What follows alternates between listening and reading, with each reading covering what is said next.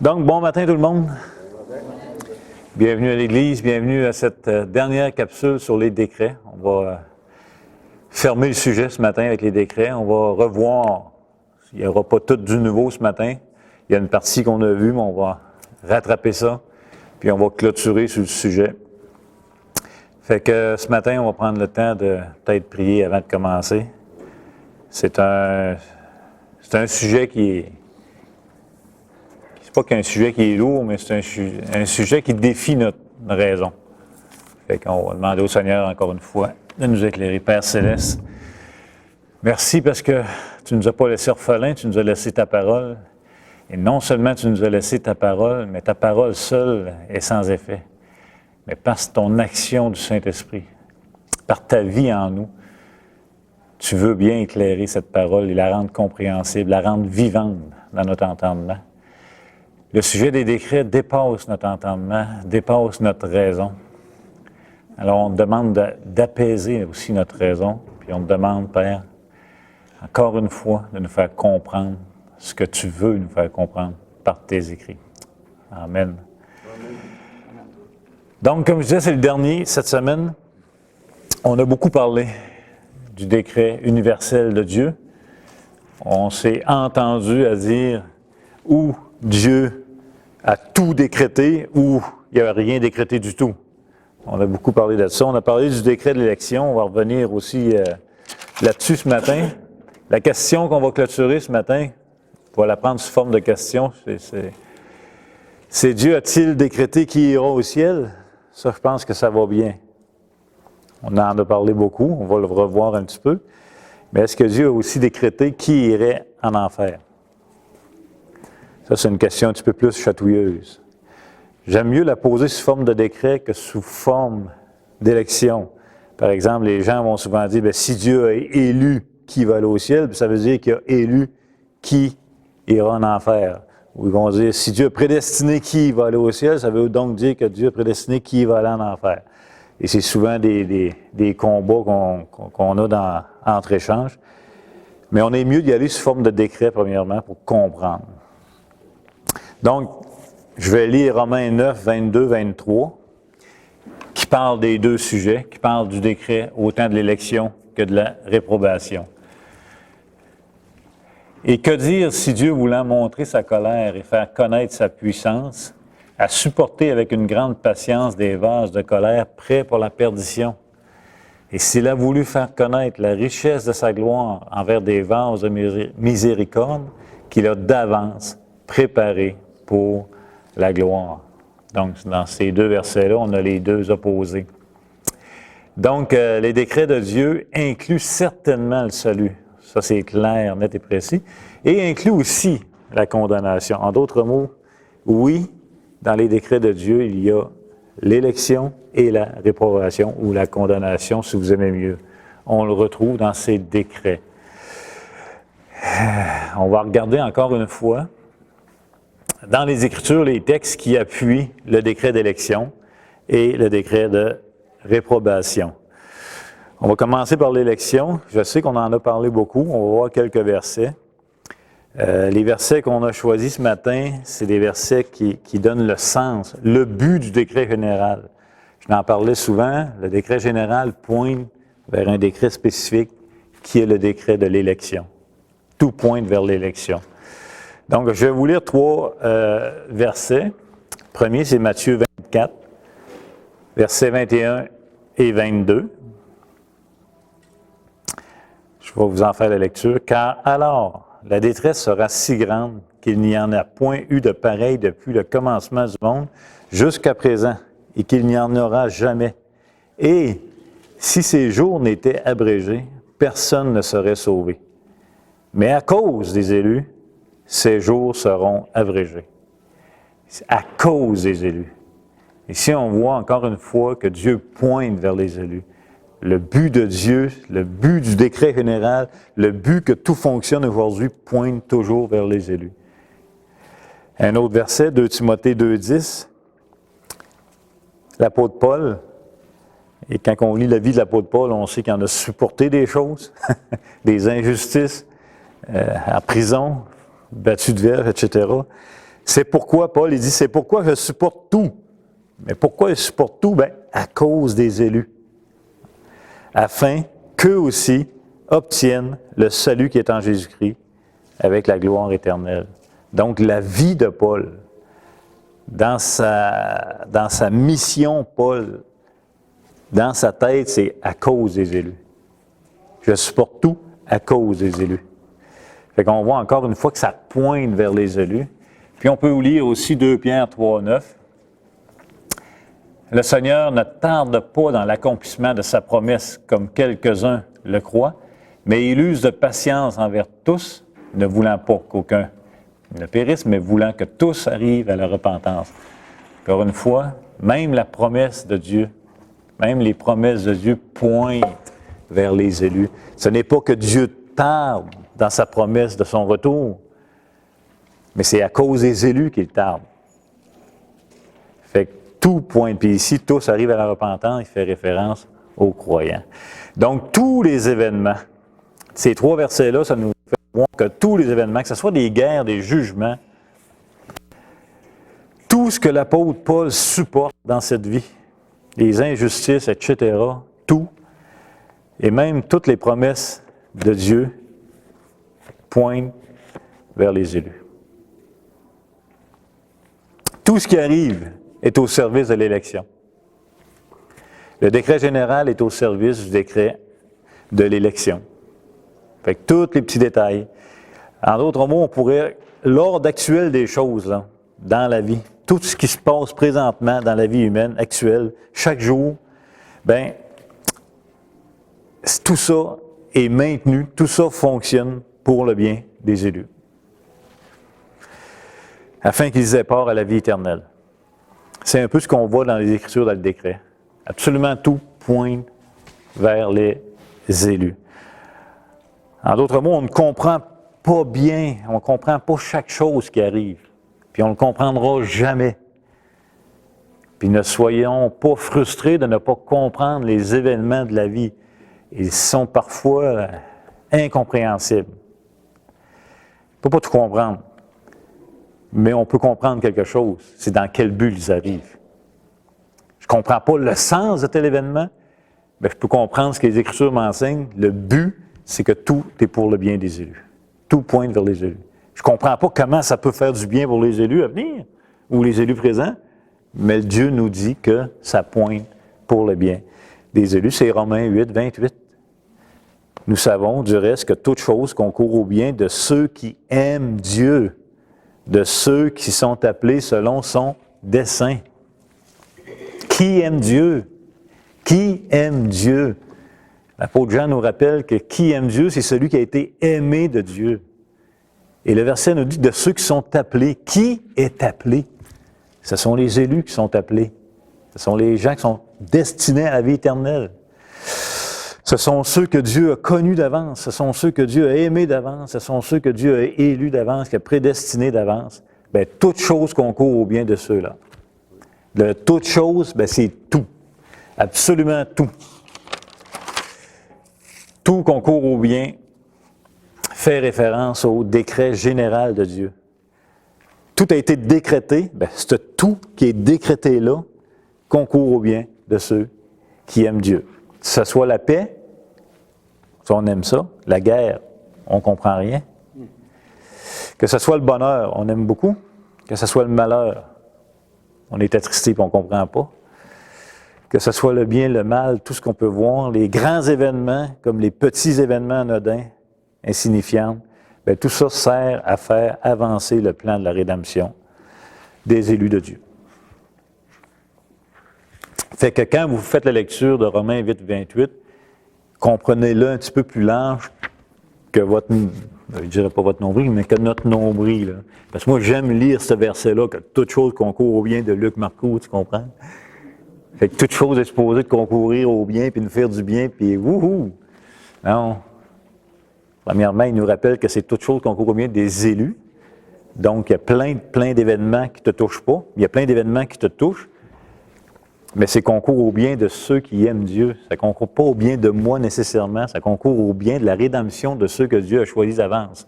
Et ça touche toutes les causes secondes qui peuvent amener quelqu'un à croire.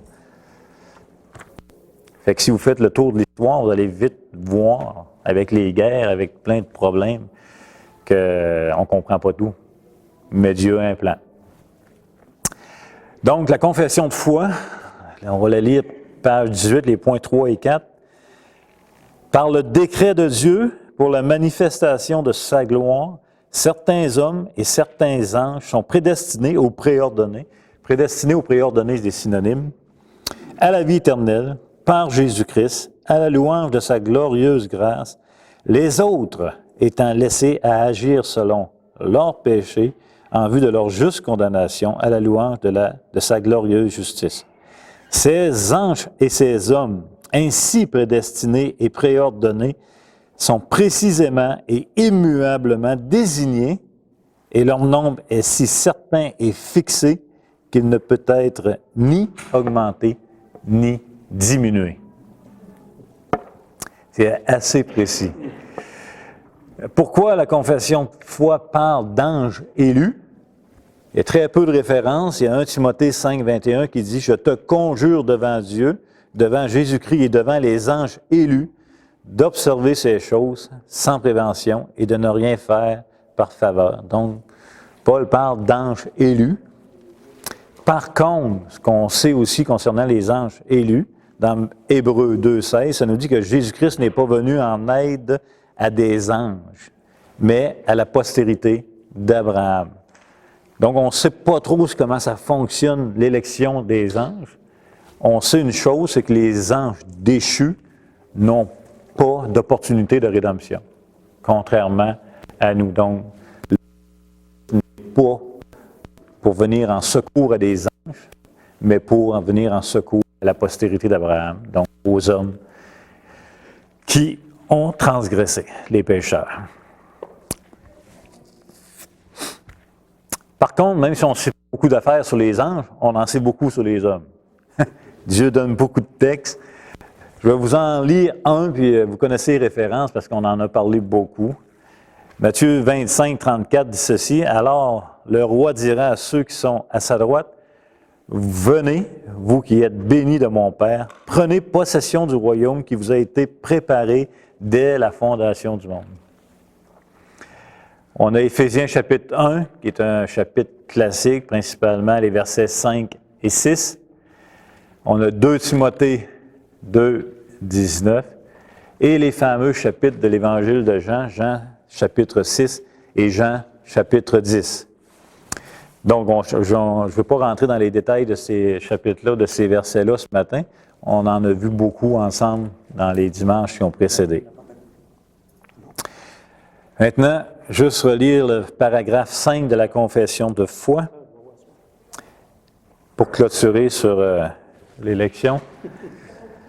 Avant que ne soit posé le fondement du monde, donc avant que ne soit posé le fondement du monde, Dieu a choisi en Christ pour la gloire éternelle, selon son dessein éternel et immuable, et selon le conseil secret et le bon plaisir de sa volonté, les êtres humains prédestinés à la vie.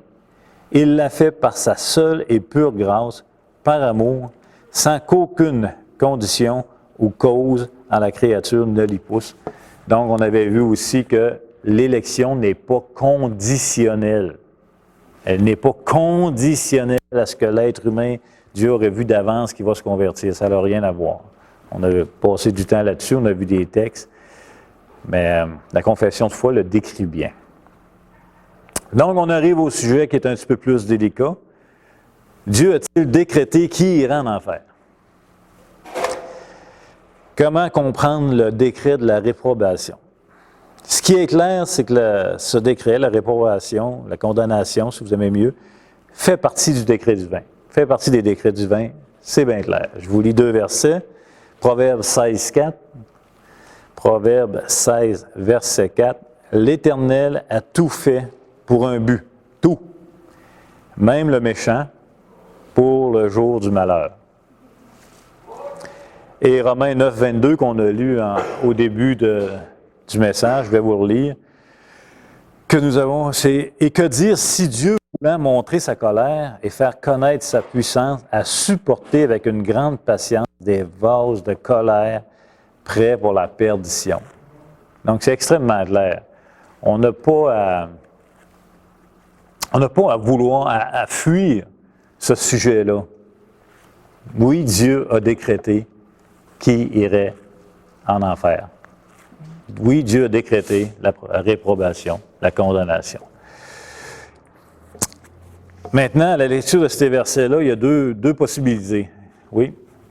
Est-ce que la personne, comme nous les croyants, on sait que la gloire éternelle nous appartient, est-ce que de l'autre côté, la personne qui aurait été créée pour le jour du malheur, OK, est-ce qu'elle sait ça? Ça n'a pas l'air parce qu'elle a l'air à croire un gros mensonge. Ça n'a pas l'air. Non, c'est sûr que ça fait partie d'une déception. Ouais. Mais vous avez dit de quoi de plus important? L'homme qui a été créé pour le malheur. Fait que c'est ça qu'on va voir. Parce que c'est là que ça joue, notre compréhension du décret de la réprobation. Quand on lit les deux versets qu'on vient de lire, entre autres, surtout Romains 9, 22, même Proverbe 16, 4, bien, quand on lit ça, on pourrait être tenté de penser que Dieu a créé des hommes pour la réprobation, que Dieu a créé des hommes pour manifester en eux sa colère. Quand on lit ces versets-là, c'est comme, parce que c'est une position aussi qui est prise par certains croyants, pas de problème, on regarde ça. C'est comme si Dieu a littéralement créé des hommes dans un but qu'ils passent l'éternité en enfer. Fait qu'il faut voir ça. Comment que cette position-là réfléchit, c'est qu'ils vont réfléchir, c'est que lorsque Dieu a créé l'homme, il y avait dans son intention initiale de manifester sa justice par la condamnation ou par la réprobation de certains hommes. En d'autres mots, c'était dans sa création initiale, dans son plan initial. OK? Et en conséquence logique de ce point de vue-là, à cette intention initiale de Dieu, d'avoir créé des hommes pour la perdition, bien Dieu a ensuite décrété quoi? La chute. Pour accomplir son but, son dessein, de réprouver des hommes, de les condamner. Oui, monsieur. Pour nous autres, c'est difficile de dire un tel qui va faire sa vie, va aller en enfer. Mais pour Dieu, là, c'est très facile parce qu'il savait déjà avant que je vienne au monde comment j'allais avoir de cheveux et comment j'allais faire dans ma vie. C'est ça l'idée que Dieu a tout décrété, il sait tout d'avant. Oui. Nous autres, on ne sait pas ce qui va se passer. Mais Dieu, lui, il est au courant de tout. X années, il a toujours été, il sera toujours. Tout à fait. C'est le commentaire que je peux dire. Tout ce que Dieu sait d'avance tire son origine de son décret. Et non l'inverse. Là. On en a parlé, ça c'est important aussi. C'est sûr que pour nous, c'est ça. Pour nous, je dirais même, c'est apeurant. C'est pour ça que notre raison, quand on étudie ces doctrines-là, notre raison est ébranlée, mais c'est bien. C'est un bon ébranlement, si je pourrais dire. Donc, le décret de la chute serait au service du décret de réprobation, dans ce point de vue-là. Si Dieu a créé initialement des hommes dans le but de manifester en eux sa colère, bien la chute devient au service de ce décret initial. Bon. Ce qu'il faut comprendre dans ce point de vue-là, c'est que le décret de la réprobation précède le décret de la chute dans l'ordre théologique. Pas dans l'ordre chronologique, mais c'est comme si dans la pensée de Dieu, dans une ordre théologique, bien, les hommes ont été créés premièrement pour être condamnés et ensuite, bien, la chute sert d'outil pour amener à la juste condamnation de ces hommes-là. Cette position-là, elle ne semble pas être dans les Écritures. Je tenais à vous la partager parce que quand on en fait la lecture, on a ce réflexe-là souvent. Et c'est un réflexe aussi que, quand on se rebelle contre Dieu, on va souvent dire, bien, si Dieu a choisi du monde pour aller au ciel, bien, ça veut dire qu'il l'a choisi pour aller en enfer. Tu sais? Et c'est aussi un réflexe de non-croyants. Beaucoup de non-croyants, quand tu leur témoignes l'Évangile, vont se justifier en repoussant l'Évangile, vont dire, garde, si c'est lui qui les a choisis, moi, il ne m'a pas choisi. Si ton Dieu est bon, tu es en train de me dire qu'il l'a créé pour aller au ciel, tu es en train de me dire qu'il l'a créé pour aller en enfer, puis etc., etc. Vous avez déjà certainement entendu ça. Donc, cette position-là, elle existe quand même chez les réformés, entre autres. Elle est peu populaire. Pour ça, je voulais vous en parler. Mais elle ne semble pas biblique. C'est pas, on va le voir, c'est pas la position que la confession de foi a adoptée. Qu'est-ce que les Écritures enseignent? Ecclésiaste 7, 29, verset qu'on a vu les années passées. Ecclésiaste 7, 29 dit « Seulement voici ce que j'ai trouvé, c'est que Dieu a fait les hommes droits, mais ils ont cherché beaucoup de détours. » Ici, on a le but initial de Dieu. Dieu a créé les hommes droits. Il ne les a pas créés dans un but de les envoyer en enfer. Et on en a parlé il y a 2 semaines, Dieu a créé les hommes droits dans un but d'entrer dans la vie éternelle. Adam devait, par obéissance, entrer dans cette vie éternelle, dans cette incorruptibilité-là. Malheureusement, il n'est pas rentré. Et l'Ecclésiaste nous rappelle qu'ils ont cherché beaucoup de détours. Donc, le but de Dieu, initialement, n'était pas de les perdre. Ça, c'est vraiment important. Ézéchiel 18, 23 et 32. Ézéchiel 18, 23 et 32 dit ceci. L'Éternel qui parle. Il dit, « Ce que je désire, est-ce que le méchant meure? » Avec un point d'interrogation. Dit le Seigneur, l'Éternel, « N'est-ce pas qu'il change de conduite et qu'il vive? » Avec un point d'interrogation. Verset 32. « Car je ne désire pas la mort de celui qui meurt, dit le Seigneur, l'Éternel. Convertissez-vous donc et vivez. » On a le cœur de Dieu qui est manifesté là-dedans. Le but de Dieu, c'était que l'être humain vive et non la mort. La mort n'était pas le but de Dieu. Il y a aussi le livre de vie qui nous en dit beaucoup. Dans le livre de vie, lequel on y retrouve tous les noms des hommes. Absolument tous les hommes sont écrits dans le livre de vie. Encore une fois, ça nous rappelle le but initial de Dieu, la vie et non la mort. Cependant, celui qui ne sera pas vêtu de blanc, donc vêtu de la justice de Christ, bien, sera effacé de ce livre, du livre de vie. Donc, on pourrait avoir plein d'autres versets où ce qu'on peut voir que le but initial de Dieu n'était pas la réprobation, c'était la vie. Dieu a créé l'homme pour vivre. Donc, après que l'homme, créé pour la vie, est, et là c'est important, volontairement désobéi, ayant comme résultat de se placer lui-même sous la colère de Dieu, Dieu a trouvé bon de manifester sa grâce en choisissant des hommes pour la vie éternelle et de révéler sa justice en laissant les autres agir naturellement selon leurs péchés afin de les condamner. Fait que contrairement à la position précédente, ce qui disent que Dieu a créé l'homme initialement pour les perdre et la chute devient un autre décret pour utiliser afin de les condamner. Ici, ce qu'on voit, c'est que Dieu a créé l'homme pour vivre. Dieu a créé l'homme pour la vie. L'homme a cherché beaucoup de détours, a volontairement désobéi et il s'est placé de lui-même sous la juste colère de Dieu.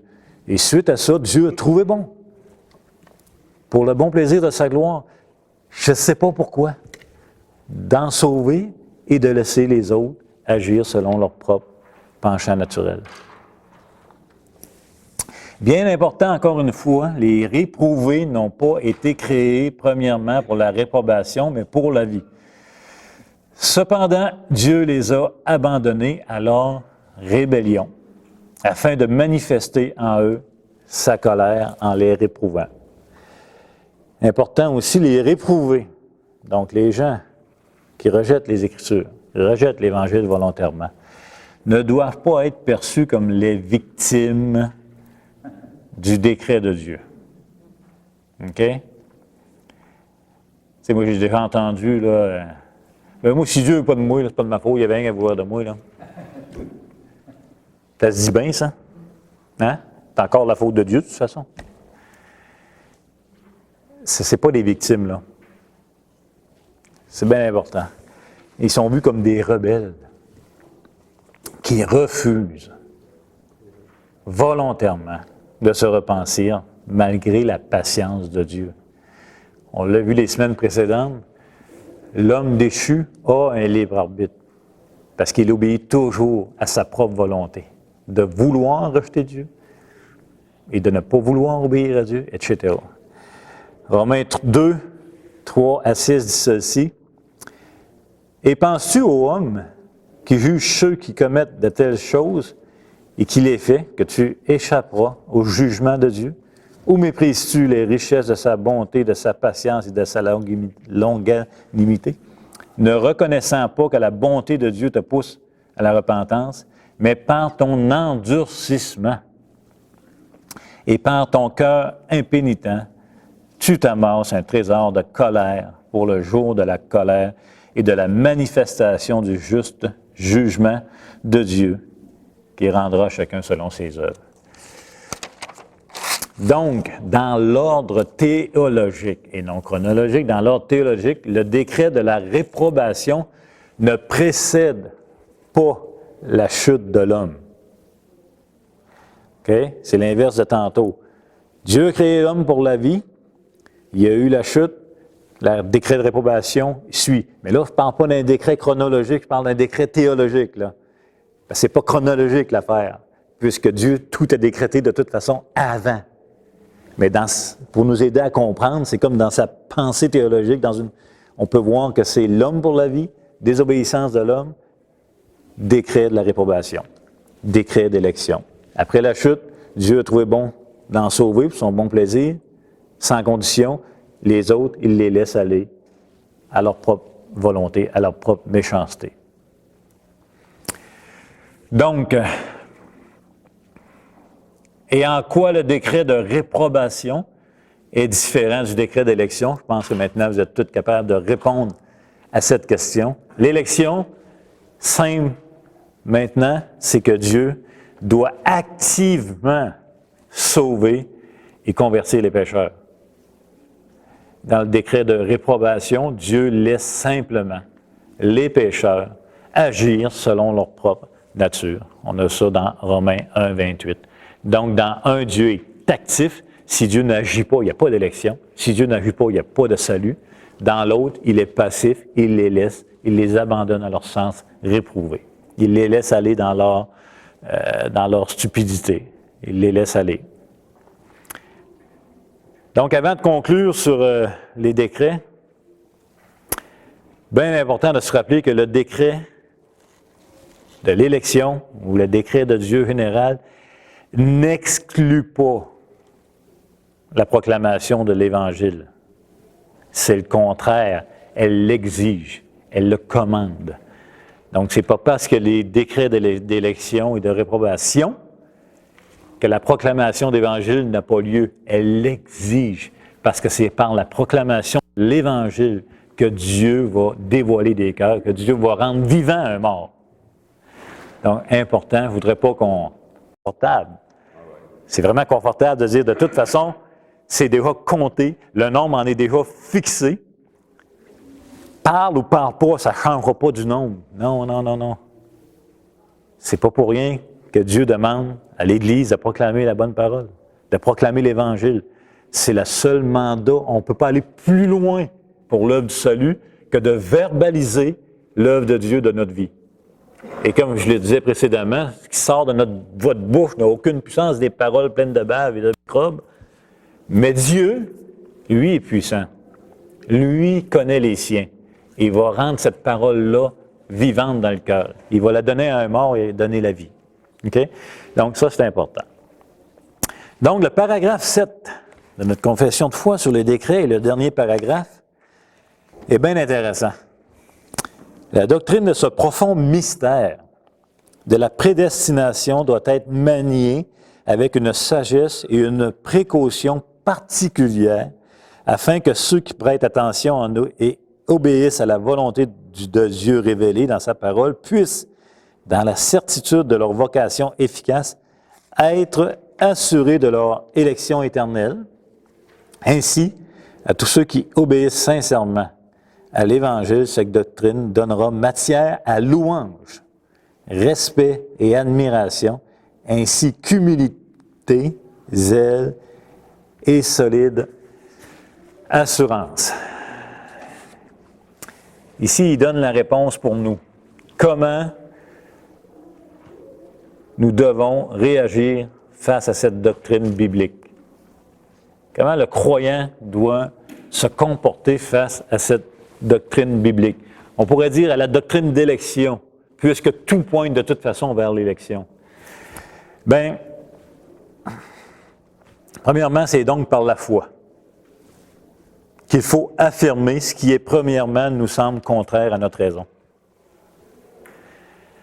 Il faut premièrement, je pense qu'il faut être humble pour dire, Seigneur, ça dépasse mon entendement, là. C'est comme dire, tu vas trop loin. T'sais, ma raison ne suit plus. Fait que, premièrement, c'est par la foi. Il faut admettre ça. La foi vient de ce qu'on entend vient de la parole de Dieu. Quand je dis par la foi, en passant, je ne parle pas d'un concept là, dans le vent, là. Je parle des Écritures. La foi vient de ce qu'on entend vient des Écritures. OK? On le voit dans les Écritures, on voit la parole de Dieu dans les Écritures, on s'attache à cette parole. Mais Paul, après avoir écrit le chapitre 9 et 10 de l'Épître aux Romains, il va conclure au chapitre 11, au verset 33, en disant ceci. « Ô profondeur de la richesse, de la sagesse et de la science de Dieu. » Point d'exclamation. « Ô! Que ses jugements sont insondables et ses voies incompréhensibles. » Là, c'est le même qui nous a parlé d'élection. C'est lui qui détaille, qui développe le plus les décrets de Dieu et il en arrive à cette conclusion. Oh! C'est dur à suivre. Paul va admettre. Et je pense que c'est une position qu'on doit prendre. Il y a plein de choses que je ne comprends pas. Là. Le matin, il va vous le dire, là.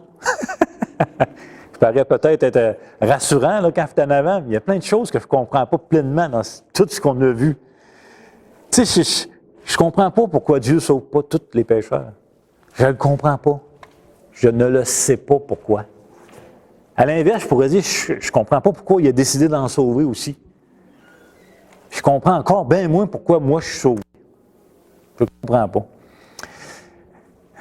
Je ne comprends pas non plus comment les gens qui vont passer l'éternité en enfer sont 100% coupables de ce que Dieu a décrété. Je ne comprends pas ça pleinement. Là. Comment une action est 100% libre et 100% déterminée d'avance par Dieu. Tu sais, je peux en faire un petit bout, mais comment il a décrété le mal sans en être l'auteur?